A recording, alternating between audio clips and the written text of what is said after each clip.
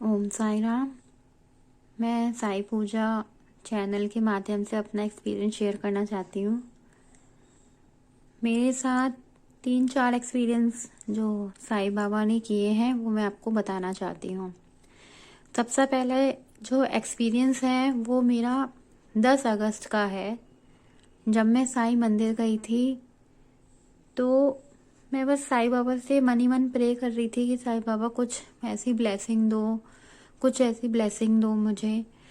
पर कुछ नहीं हुआ। तब तक पूजा वूजा कर ली, सब कुछ कर लिया।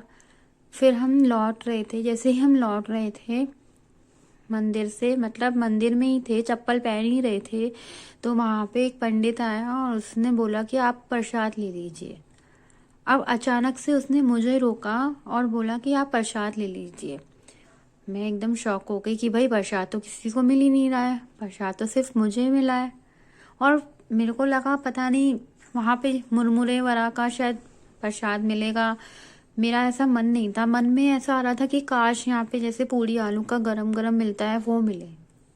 और सच मानिए कि 10-15 मिनट हम खड़े रहे और फिर हमें वहाँ पे गरम गरम 6 पूड़ी और गरम गरम आलू की सब्जी हमें मिली।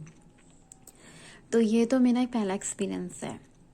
और फिर उसके बाद दूसरा, मेरी बेटी का गोल्ड ईयरिंग खो गई थी। एक्चुअली मेरी एक ईयरिंग गोल्ड की खो चुकी है। तो मैं एक जैसे पेयर होता है तो उसमें से एक खो गया था, लेकिन वो अभी तक मिला नहीं। और उसके बाद मेरी बेटी की भी ऐसी उसकी एक खो गई थी।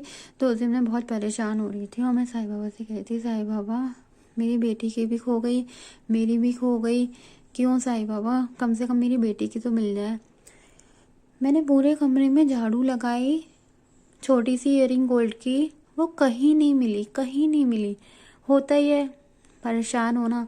और फिर जब दोपहर को देखा कि आंखों के सामने जहाँ मैं झाड़ू लगा चुकी थी अचानक पड़ी हुई मिली। अब ये मैं जानती हूँ कि मैं वहाँ झाड़ू लगा चुकी थी, वहाँ पे कुछ नहीं था, फिर अचानक कैसे मिल गई ये सिर्फ साई बाबा ही जानते हैं। तीसरा एक्सपीरियंस मेरा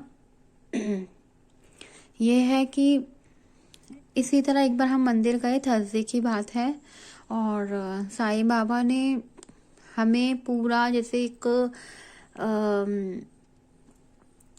भंडारा टाइप होता है या अभी सोचो दावत टाइप होती है, उस तरह हमें इतनी ब्लेसिंग देगी, इतना अच्छा अच्छा हमें खाना खिलवाया, बहुत ही अच्छा खिलवाया, सबको खिलाया। ये ब्लेसिंग बहुत अच्छी मिली साईं बाबा की।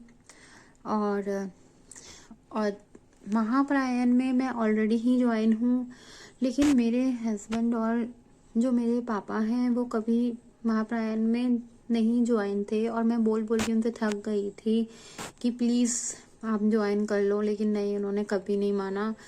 शायद साईं बाबा की इच्छा नहीं थी। लेकिन आज दोनों के दोनों ज्वाइन हो गए हैं महाप्रायण में और दोनों के सेम रोल नंबर 13 दिए गए हैं।